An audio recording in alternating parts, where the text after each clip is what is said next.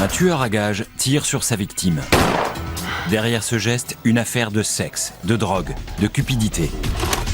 Et 57 secondes d'horreur, filmées par des amants, prêts à éliminer quiconque se dresse sur leur chemin pour vivre leur fatale liaison.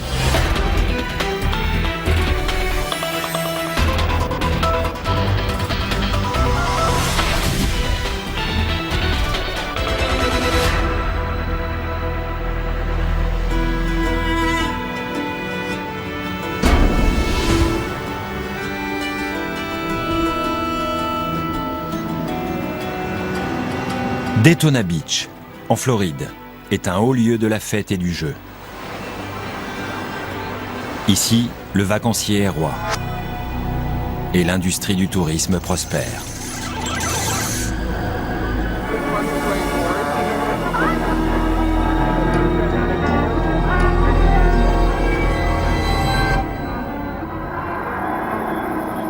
À l'automne 1989, un individu décide de rendre une visite nocturne à deux figures locales.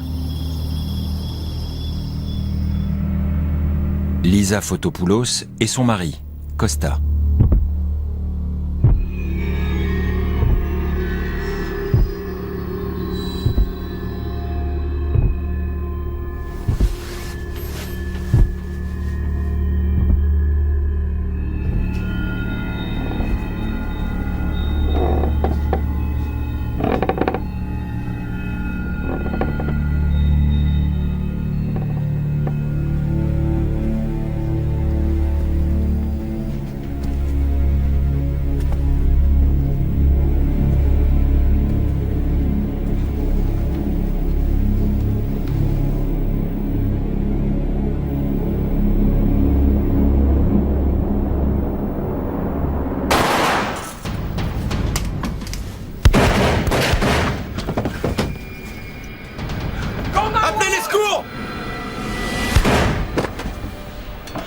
Oh mon Dieu, Lisa! Lisa!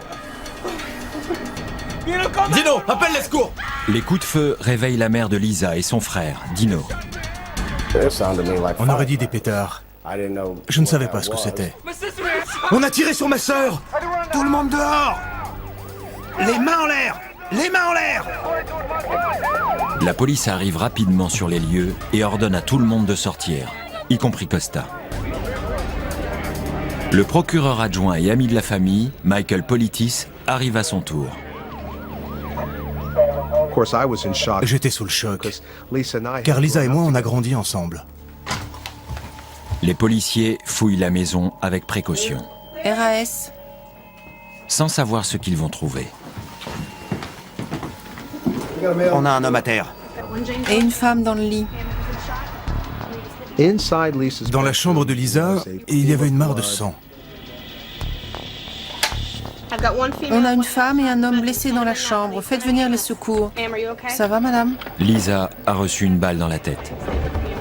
On ne savait pas si elle s'en sortirait. Elle avait pris une balle dans la tête à bout portant. On imaginait le pire. J'ai mal.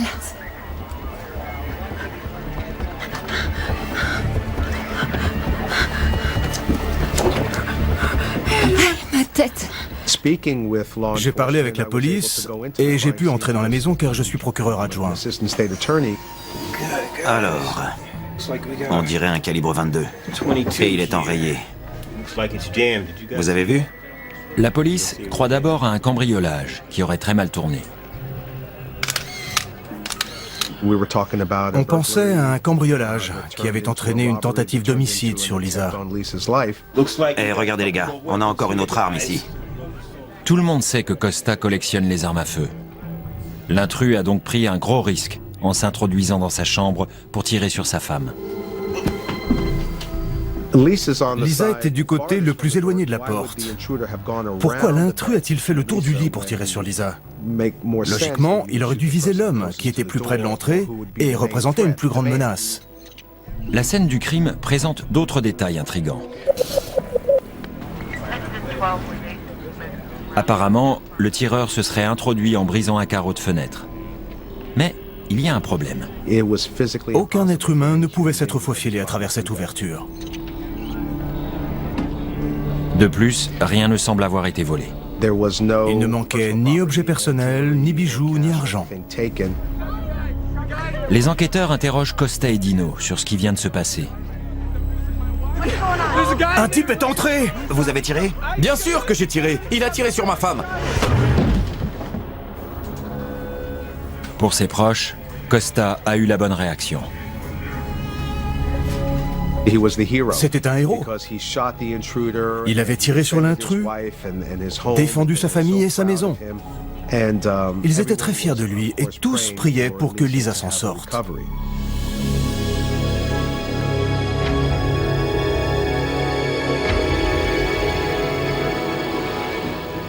Les autorités locales connaissent bien Lisa Fotopoulos. C'est une personnalité connue dans le monde du tourisme de Daytona Beach. Les enquêteurs préviennent les médias. On a publié un communiqué assez classique. Un individu s'était introduit chez eux et avait été abattu par le mari qui avait bondi de son lit. Sa femme avait reçu une balle dans la tête et avait été emmenée d'urgence à l'hôpital. Lisa et sa famille étaient des figures de la communauté grecque. Toute la ville était sous le choc.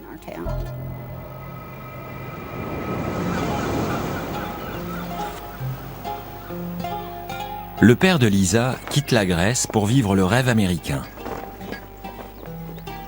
Il fait fortune dans l'industrie du tourisme. Sur la promenade de Daytona Beach, il ouvre un magasin de souvenirs, auquel il donne le nom de Lisa. Mais les machines à sous sont sa principale source de revenus.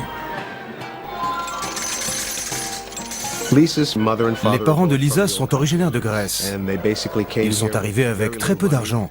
Ils ont travaillé dur et la chance leur a souri. Et avec le temps, ils ont réussi à créer un joli petit empire.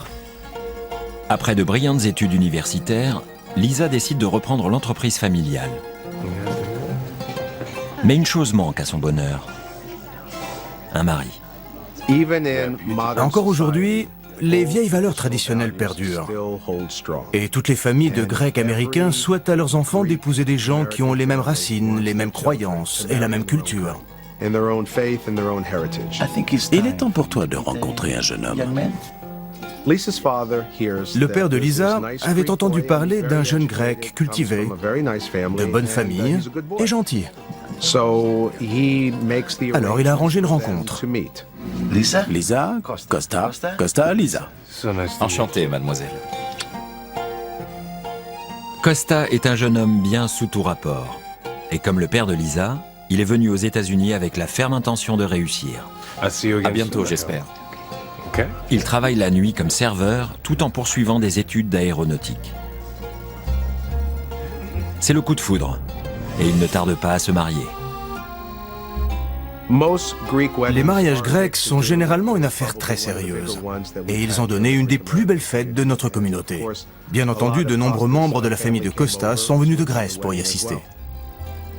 En épousant Lisa, Costa entre dans l'une des familles les plus fortunées de Daytona Beach. Pour la première fois de sa vie, il a beaucoup d'argent. Mais alors que sa femme est aujourd'hui dans un état critique, son bonheur semble sur le point de se briser. Les médecins décident de ne pas retirer la balle que Lisa a dans le cerveau, de peur que l'opération ne lui soit fatale. J'ai dit au médecin, c'est vous le spécialiste, je m'en remets à vous. Il n'y avait plus qu'à prier. Les chirurgiens tentent néanmoins de retirer des fragments d'os de son crâne.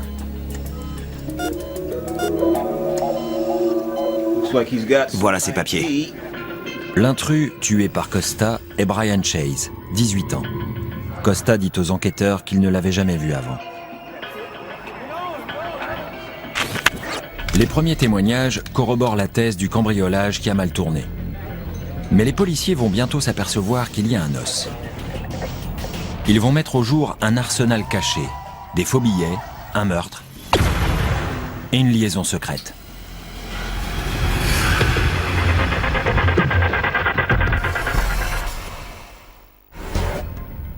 À Daytona Beach, en Floride, la fille d'un riche immigré grec est entre la vie et la mort après avoir reçu une balle dans la tête. Brian Chase, le tireur, a été abattu quelques instants plus tard par le mari de la victime, Costa. Les chirurgiens estiment qu'il serait trop dangereux de tenter de retirer la balle du cerveau de Lisa Fotopoulos. Quand une balle est profondément enfoncée dans le cerveau, on la laisse à l'intérieur. On risquerait de provoquer des lésions plus graves en essayant de l'enlever. De leur côté, les enquêteurs ont du mal à comprendre le comportement du cambrioleur. Comment est-il entré dans la maison alors que le carreau cassé paraît trop petit? Comment pouvait-il savoir que l'alarme ne se déclencherait pas? Mais surtout, pourquoi ne pas avoir tenté d'éliminer Costa, le mari de Lisa? Le substitut du procureur, David Damore, découvre l'affaire en lisant le journal. On aurait dit un scénario de série B. Un intrus entre dans la maison, le mari bondit du lit et ouvre le feu sur l'intrus. La femme s'en sort. Tout cela sonnait faux.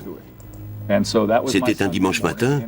J'ai juste dit à ma femme, je sens que la brigade criminelle ne va pas tarder à m'appeler. Et j'avais raison.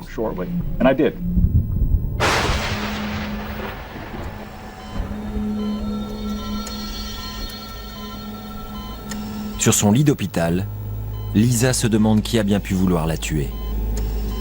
Elle cherche des indices dans son passé.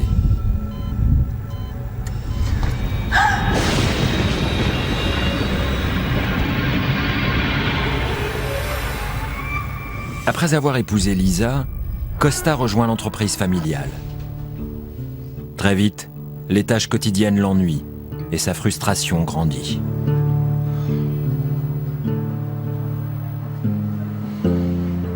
Mais il aime l'argent, qu'il dépense notamment pour assouvir sa plus grande passion, l'achat d'armes à feu.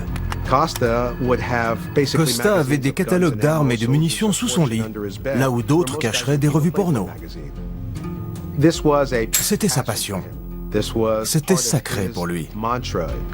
Costa adorait les armes.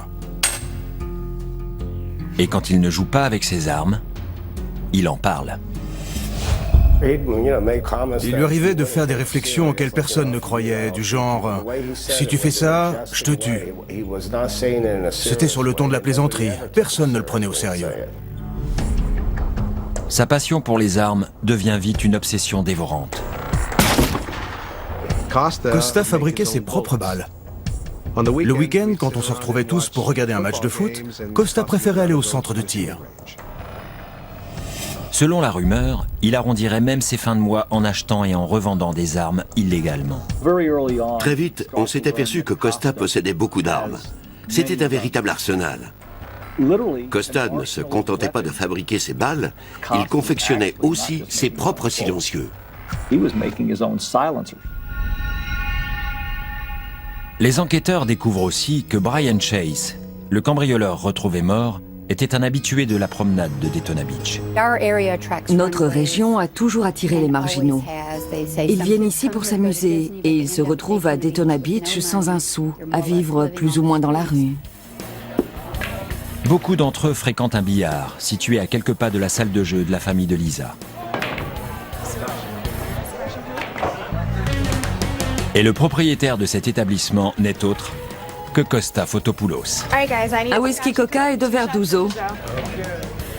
L'endroit attire une clientèle de voleurs, de prostituées et de dealers, et jouit d'une mauvaise réputation. Lisa et sa famille ne cachent pas leur mécontentement. J'étais très en colère. L'établissement était mal géré. Ma sœur et moi, on avait travaillé dur pour que la promenade devienne plus familiale. Et on ne voulait pas qu'il nuise à notre réputation. La principale attraction du billard de Costa se nomme Deirdre Hunt. Sympa tes lunettes. Cherry, pour les habitués. C'était la vampe de la promenade. Partout où elle allait, elle attirait l'attention des hommes. Prenez-en de la graine. En dehors de ses horaires de travail, Costa apprécie la compagnie de ses clients peu recommandables. Pour Costa, Deirdre est l'antithèse de Lisa. Lisa était une dame. Elle avait de la classe. Deirdre, elle, était une dévergondée. Elle pouvait être très vulgaire.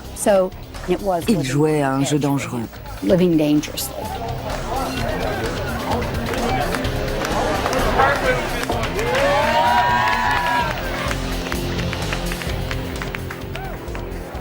Ils commencent à avoir une liaison dont ils ne se cachent pas dans le bar.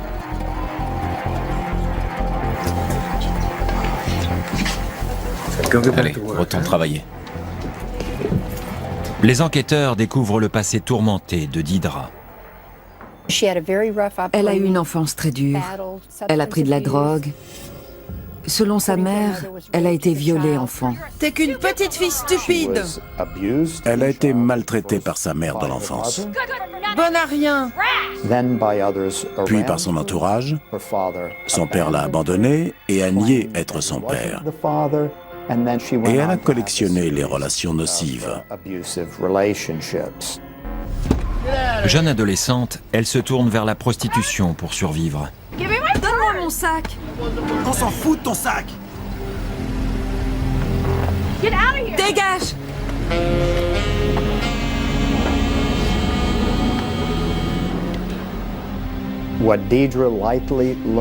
Deidra a sans doute tiré des enseignements de toutes ces expériences négatives.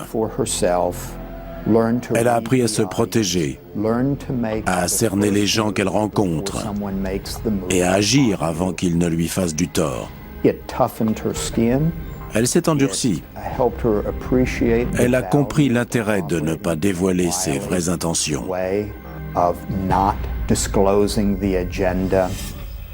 Depuis qu'il est marié, Costa a de l'argent, mais il en veut toujours plus. Et il est prêt à tout pour y arriver. Vous savez, j'en ai vu de toutes les couleurs. Il met des filles sur le trottoir, falsifie ses comptes et vend des armes. Le bar est son quartier général. Et Deidra, son bras droit.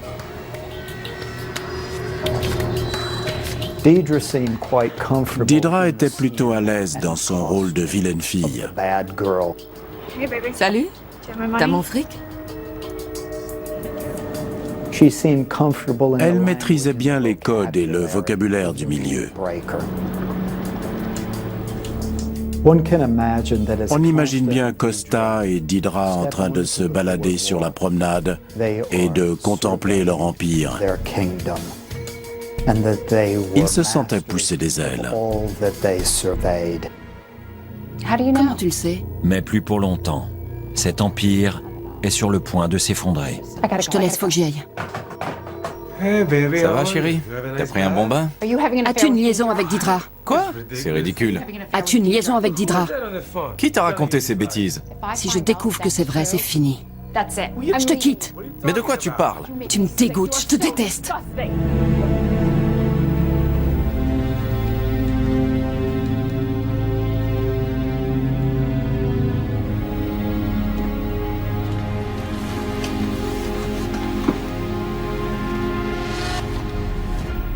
Les enquêteurs reçoivent une information inquiétante. Lisa pourrait être victime d'une nouvelle agression d'un instant à l'autre.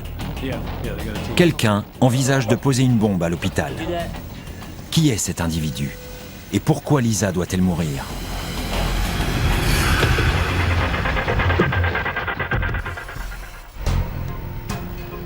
La police de Daytona Beach, en Floride, enquête sur l'attaque dont une femme d'affaires connue a été victime dans son sommeil.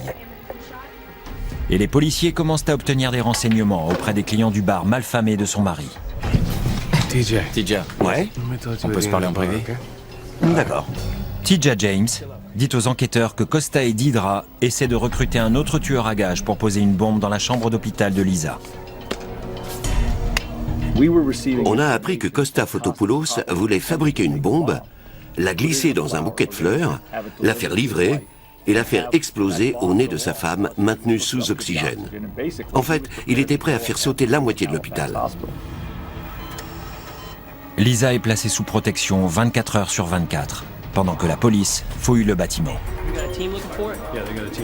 On tournait en rond parce qu'on nous avait dit qu'une bombe exploserait à minuit, mais on ne savait pas où elle se trouvait.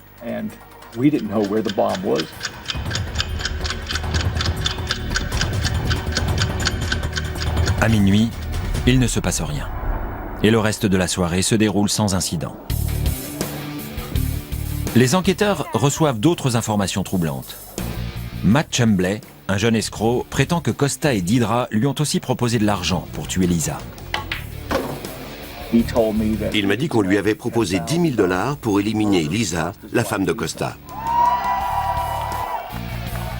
Un autre habitué du bar de Costa, J.R. Newman, affirme que les amants l'ont également sollicité.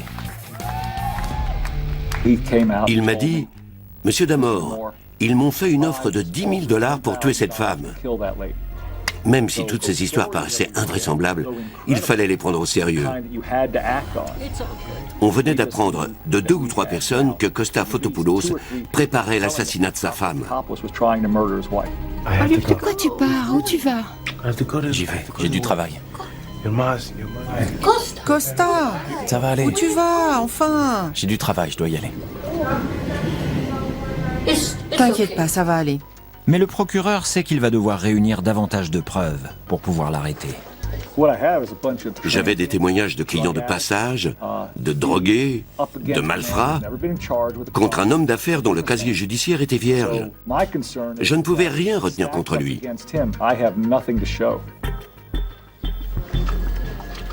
Les enquêteurs fouillent dans le passé de Deirdre Hunt et découvrent qu'elle a eu des démêlés avec la justice dans le New Hampshire.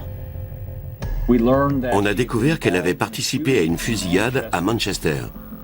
À l'époque, Deirdre prétend avoir été un simple témoin de l'incident. Mais elle n'hésite pas à faire du charme aux policiers. Elle a trompé les autorités de Manchester. En réalité, c'est elle qui avait tiré sur la femme au cours du braquage. Deirdre s'en sort en mentant à la police avant de plier bagages et de partir pour Daytona Beach. La police la convoque pour un interrogatoire. Elle parlait tellement vite qu'il m'était impossible de tout noter. Avec mon collègue, on s'est regardé et je lui ai dit « Deirdre, vous me donnez énormément d'informations, mais je ne peux pas tout écrire. Pour être aussi précis que possible, accepteriez-vous d'être filmé ?» Aucun problème. Elle avait l'air parfaitement détendue. Deirdre confirme sa liaison avec Costa et apporte la preuve de sa perversité en avouant le tromper avec un autre homme.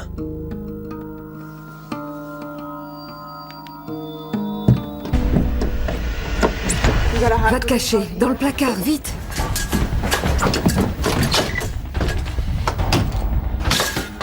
Où il est?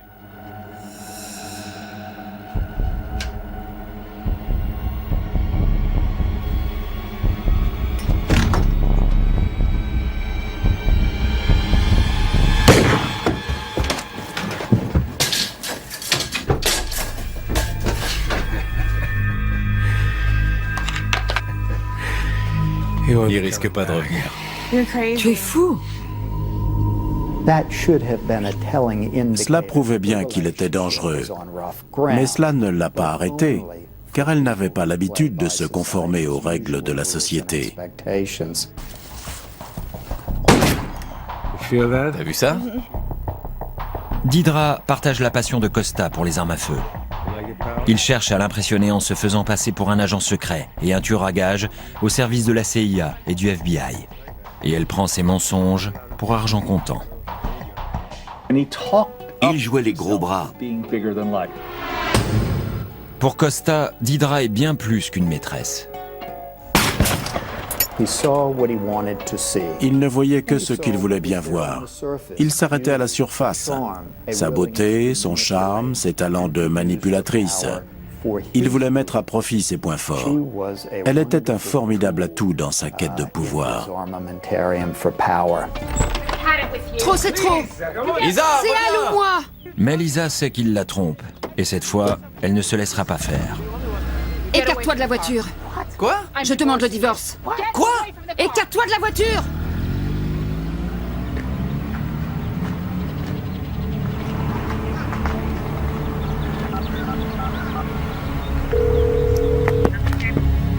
Il faut qu'on s'occupe d'elle. Il a dit qu'il voulait tuer sa femme. Et il voulait sa mort. Si elle le quittait, il serait non seulement humilié, mais aussi ruiné. Il fallait qu'il trouve une solution. En éliminant Lisa, Costa pense qu'il touchera plusieurs centaines de milliers de dollars d'assurance vie. Les enquêteurs apprennent que Costa a planifié une première tentative d'assassinat lors d'une fête d'Halloween. Costa charge Tija James de faire le travail.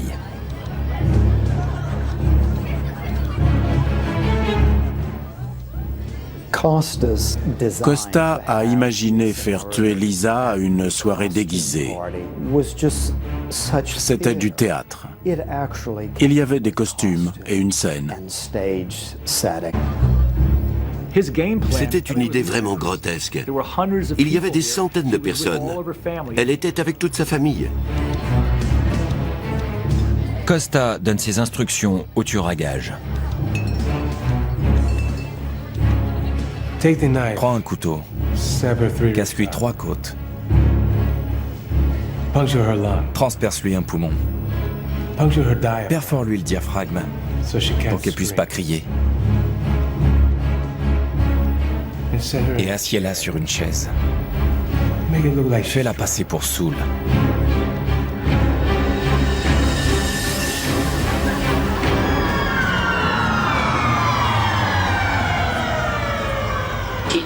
Tija est revenu. Je lui ai demandé s'il l'avait fait ou quelque chose comme ça. Et il a dit qu'il avait renoncé, qu'elle était trop près de ses amis, que ce ne serait pas possible ce soir-là. Et j'ai dit, bon ben tant pis.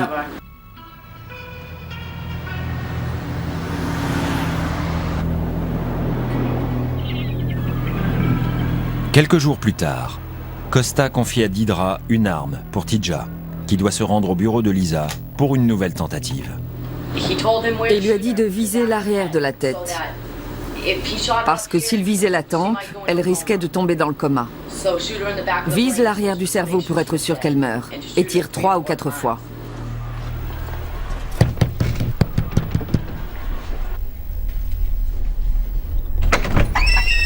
Bonjour, que puis-je pour vous? Costa est là? Non. Je vais te tuer, Lisa. Non! Non!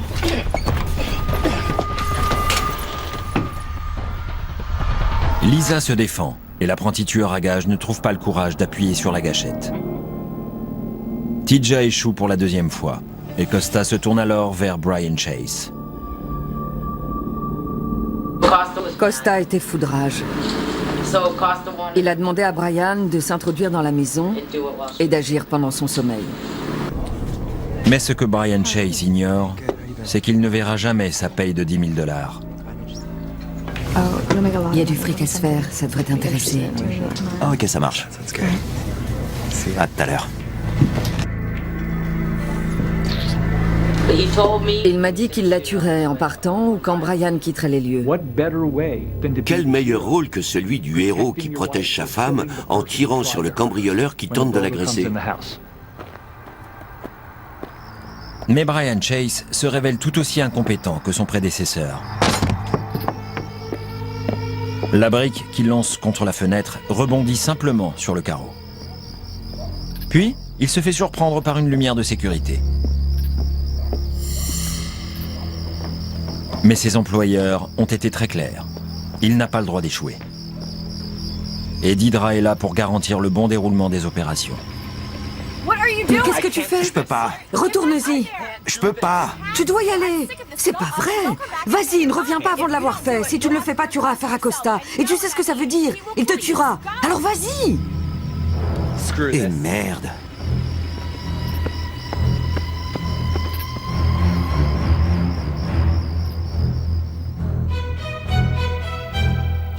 Malgré son infidélité, Costa a réussi à reprendre sa place dans le lit conjugal. Et il profite du sommeil de sa femme pour descendre éteindre l'alarme. Il déverrouille la porte pour que Brian Chase puisse entrer, avant de casser un carreau pour simuler une effraction.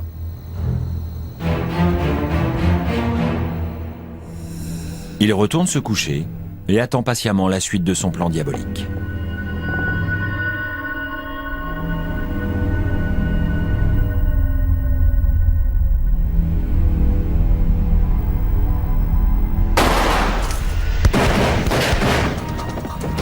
Costa se relève précipitamment pour verrouiller à nouveau la porte et remettre l'alarme avant de sortir. Il voulait en finir. Il ne la supportait plus. Elle passait son temps à le harceler. Où vas-tu? Que fais-tu? Elle ne le lâchait pas d'une semelle. Il n'en pouvait plus. Deidre révèle ensuite un secret encore plus grand. Elle et son amant n'en sont pas à leur coup d'essai.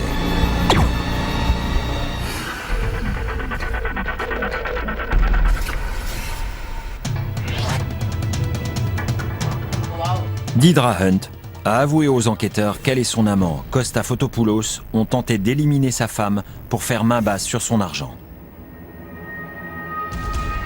Ce n'est qu'au milieu de l'interrogatoire qu'elle a déclaré nonchalamment « Au fait, on a tué un type dans les bois. Je ne savais pas s'il fallait la croire. » Elle accepte de mener les enquêteurs sur les prétendus lieux du crime. Une fois sur le chemin de terre, elle nous a dit « On ne peut pas aller plus loin, et il y a une grosse branche en travers de la route. »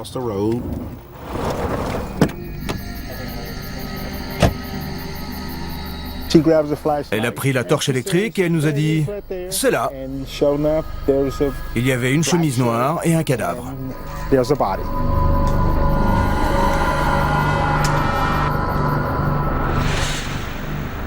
Deidre donne l'identité de la victime.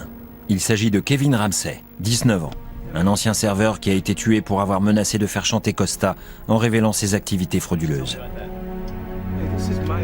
J'en parle à qui je veux. Depuis le temps que je bosse pour toi, je mérite ma part.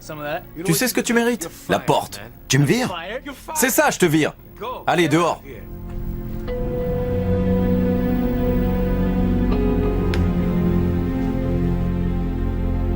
Très vite, Costa prétend qu'il lui pardonne. Et il persuade le jeune homme naïf de suivre son exemple, dans le but de devenir un riche tueur d'envergure internationale. Deidre se dit elle aussi intéressée. Mais Kevin sera le premier à faire les frais de cette étrange épreuve initiatique. Il a dit qu'il allait s'expliquer avec Kevin à coups de pistolet et qu'il allait l'attacher à un arbre. Il m'a donné un calibre 22 équipé d'un silencieux. Kevin avait les mains dans le dos. Il lui a attaché les mains autour de la taille. Il a fait quelques pas vers la gauche. Et il m'a dit « Prends le pistolet et bute-le ». Et j'ai tiré. Combien de fois? 3 fois dans la poitrine. Et une fois dans la tête. Dans la tempe gauche. Juste là. À bout portant. Oui.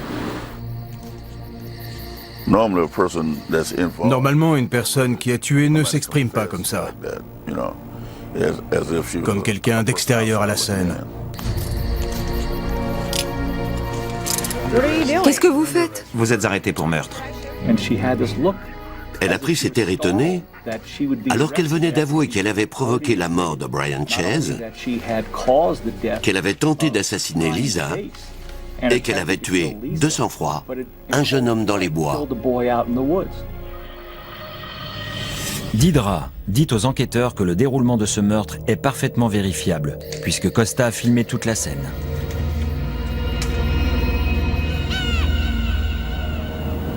Pendant ce temps, Costa ignore que Deidre l'a dénoncé, mais une chose l'inquiète. Lisa va survivre. J'avais cette force en moi qui me disait que je n'allais pas mourir. Cette balle dans le cerveau était à 2 doigts de me tuer. C'est un miracle si j'ai survécu. Comme si Dieu m'avait prise dans ses bras et avait refusé de me laisser partir. Grâce à cette force intérieure, je savais que j'allais m'en sortir. Je revois ma famille entrer dans la chambre alors que j'avais horriblement mal à la tête. Et je leur disais à tous, ne vous inquiétez pas, ça va aller. J'avais cette force en moi, je savais que tout allait s'arranger. Quand Lisa apprend que Costa voit Deidre, elle sait que son mariage est terminé. J'avais été très claire avec lui. Si tu me trompes, je te quitte. Il n'y avait pas de discussion ou d'excuses qui tiennent. C'était fini. Je demande le divorce, écarte-toi de la voiture! Il était exclu que je reste avec un homme qui me trompait. Et quand la police lui demande qui, selon elle, a pu commanditer son assassinat, elle n'a pas l'ombre d'une hésitation. Avez-vous demandé le divorce? Oui. Il m'a dit très bien, c'est tout ce que je voulais savoir. J'ai tourné la tête vers mon frère Dino et je lui ai dit, c'est évident, non? Il n'y avait plus rien à ajouter.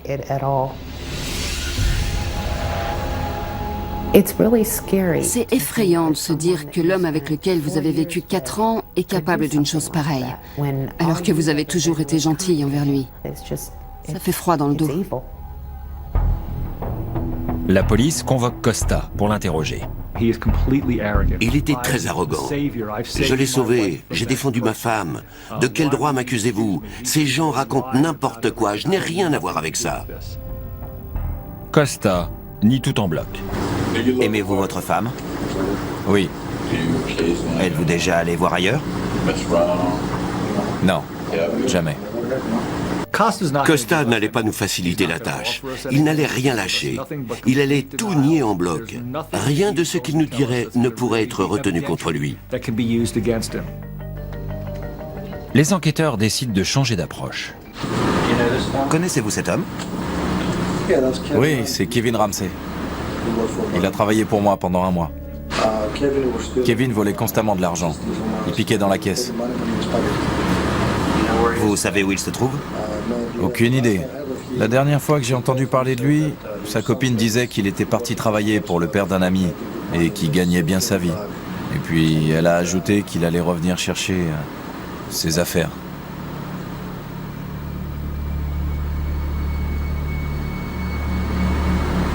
Qu'est-ce que c'est? C'est Kevin, ou plutôt ce qu'il en reste. Je le reconnais pas. Et pourtant c'est bien lui. Il reconnaît qu'il a inventé de toutes pièces ces histoires de contact avec la CIA et d'agents secrets pour impressionner Didra et les autres. Avez-vous un lien avec la CIA? Non, monsieur. Et avec le FBI? Non, monsieur. Vous êtes un homme sans histoire? Je travaille dur. Parfois jusqu'à 16 ou 17 heures par jour. Pourquoi vouliez-vous faire partie de la CIA? Pour rigoler. Et il enchaîne les mensonges éhontés. Je n'avais pas de liaison avec Didra Hunt. Et Lisa n'avait pas l'intention de divorcer. Vous risquez la chaise électrique, mon vieux. J'y suis pour rien. Si. J'ai rien fait. Vous n'avez aucune pitié. Pas du tout. Si. Faute d'aveu, les policiers ont besoin de davantage de preuves pour le maintenir en détention. Et Lisa va les aider. Elle m'a dit que Costa aimait cacher les choses. Et elle a parlé d'une nuit où elle l'avait vu sur le côté de la maison, près du barbecue. Jordan, j'ai trouvé quelque chose. Là, on trouve l'arme avec laquelle Didra dit avoir tué Kevin Ramsey. Il a un numéro de série? Non, je ne crois pas. Il décide d'exhumer le cadavre de Kevin pour confirmer que Costa a lui aussi tiré. Notre anthropologue a observé le crâne et les fêlures du crâne. On a pu établir qu'une arme de gros calibre avait été utilisée en plus du pistolet de calibre 22 pour tirer sur Kevin. Avec une arme de gros calibre, les gaz qui se répandent dans le cerveau provoquent une dilatation du crâne, qui se fêle quand il se contracte à nouveau. Les enquêteurs mettent également au jour une cassette comportant 57 secondes d'une vidéo qui hantera tous ceux qui la verront.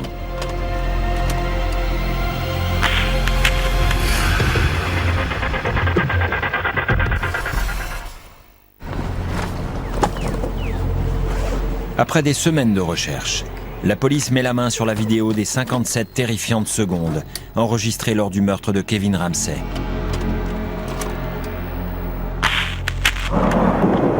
Bien plus près. Didra approche et on entend quelques mots prononcés par celui qui la filme, Costa Fotopoulos. On voit Kevin. On voit qu'il a les mains attachées dans le dos, contre l'arbre. Ok.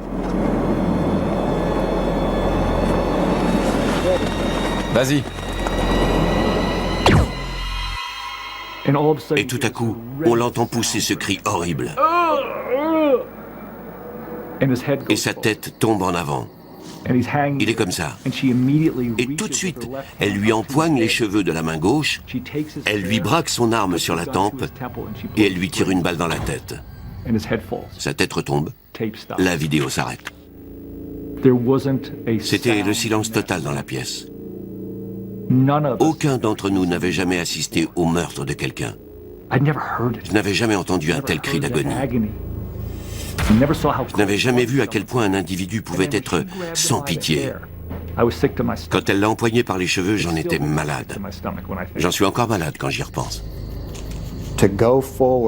Pour être capable d'aller toucher celui sur lequel elle venait de tirer, il fallait vraiment que Deidre ait complètement dépersonnalisé la victime, qu'elle soit complètement aveuglée par son ego.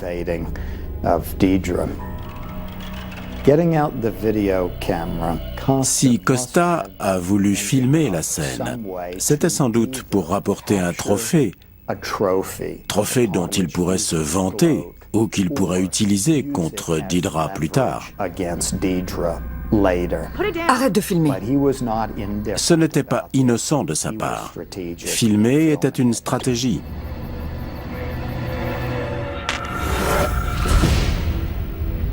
Costa et Deidre sont tous deux inculpés de meurtre. Deidre accepte de témoigner contre Costa moyennant certaines conditions qu'elle n'obtient pas.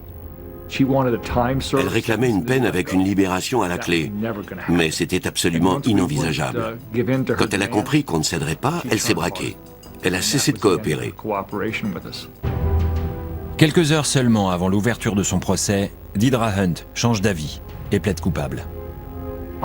J'avais été très clair. Aucun arrangement ne serait possible et le ministère public allait requérir la peine de mort. Je considérais que j'avais assez d'éléments et que je n'avais pas besoin d'elle comme témoin. Ses avocats tentent de lui épargner une injection létale. La défense a plaidé les circonstances atténuantes. Sa mère et des psychologues ont témoigné. Finalement, le tribunal a opté pour la peine de mort. Et elle s'est mise à pleurer. C'est seulement après cette condamnation qu'elle a repris contact avec nous par l'intermédiaire de son avocat pour dire qu'elle avait changé d'avis. Mais à ce moment-là, je ne voulais plus avoir affaire à elle. Je ne lui faisais pas confiance et je n'avais pas besoin d'elle. C'était une tueuse de sang-froid, sans la moindre compassion pour la vie humaine. Lors de son procès, Costa se contente de nier les faits. Il affirme que tout le monde ment à son sujet, que la voix sur la vidéo n'est pas la sienne, et que les armes enterrées près du barbecue ne lui appartiennent pas. Il n'a assumé aucune responsabilité malgré des preuves plus qu'accablantes, comme cette vidéo où on entend sa voix que plusieurs personnes ont reconnue. Le jury n'a pas de doute. Costa est un maître de la manipulation qui a piégé et tué 2 jeunes hommes. Sa devise, c'était « Comment obtenir ce que je veux et m'en tirer à bon compte ». Il se fichait complètement des conséquences pour les autres. Il pensait qu'il s'en sortirait toujours. Il prenait tous ses complices pour des idiots. C'était leur parole contre la sienne, et il était convaincu qu'il gagnerait. Costa est arrivé à la barre et il était très arrogant. Comment pouvez-vous m'accuser ? Vous ne savez pas de quoi vous parlez. Si vous étiez venu tuer ma femme chez moi, je vous aurais tué aussi. Une arrogance totale, un déni total. Il a déclaré que Deidre Hunt avait tout manigancé. Elle était responsable de tout ce qui était arrivé. Elle lui avait mis le grappin dessus dans l'espoir de devenir sa femme. C'était son idée à elle. Je peux pas. Retourne-y. Et il n'en avait jamais rien su. Son histoire ne tenait pas debout, mais dans son arrogance, dans sa façon de présenter les choses, il ne s'en apercevait même pas. Le jury n'en croit pas un mot, et Costa est lui aussi condamné à la peine capitale. Pas une once de remords ou d'émotion. Il était hébété. Costa s'était fabriqué un personnage d'homme à poigne, d'intrigant, de décideur. Il pouvait déplacer les pions sur l'échiquier, mais il n'était pas aussi doué pour mettre un plan à exécution.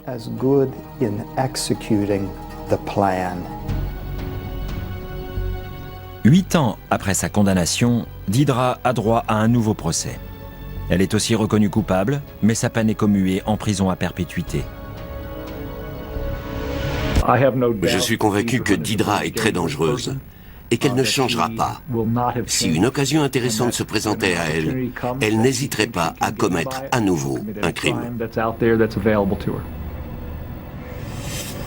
Plus de 20 ans après les meurtres et la tentative d'assassinat de Lisa, Kostafotopoulos continue de clamer son innocence. Deirdre Hunt, elle, emploie son temps à chercher des correspondants.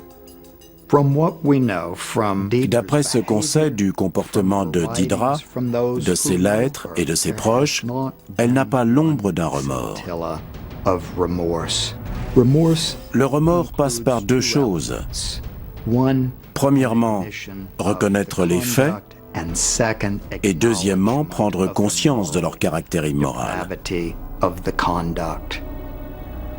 Mais Deirdre n'a jamais montré l'un ou l'autre.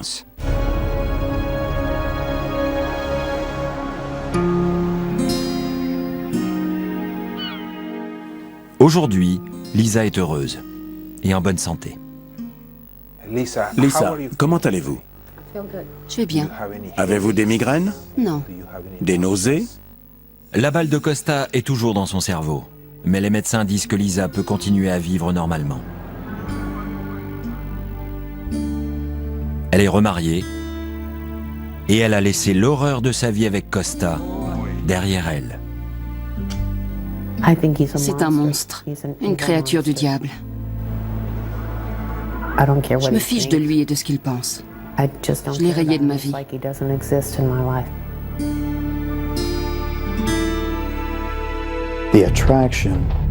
La relation entre Costa et Deirdre reposait sur le plaisir, la domination, la quête de pouvoir. Leur union a fait plusieurs victimes. Et cette liaison a été fatale, parce qu'ils ont écrit leurs propres règles.